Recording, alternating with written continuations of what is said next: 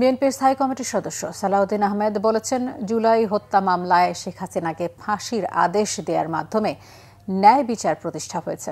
জুলাই হত্যাকাণ্ড মামলায় ট্রাইব্যুনালের প্রথম রায়ের বিষয়ে এক প্রতিক্রিয়ায় সালাউদ্দিন আহমেদ বলেন, ভবিষ্যতে কেউ যাতে ফ্যাসিস্ট হয়ে উঠতে না পারে, এই রায় তেমনই একটি উদাহরণ।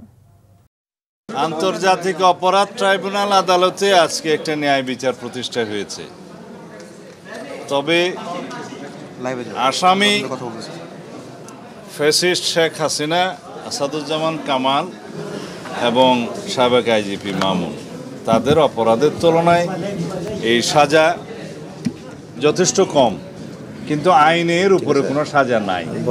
এটা শুধু ন্যায় বিচার প্রতিষ্ঠা না, সামনের দিনের জন্য একটা উদাহরণ, এবং ভবিষ্যতে যাতে এই রাষ্ট্রে কেউ আর ফেসিবাদী শাসন ব্যবস্থা কায়েম না করতে পারে, কেউ নিজে ফেসিস্ট না হয়ে উঠতে পারে, এবং একনায়কতন্ত্র যাতে প্রতিষ্ঠা না হয়, তার একটি মেসাল। এটা ভবিষ্যতের জন্য একটা শিক্ষা।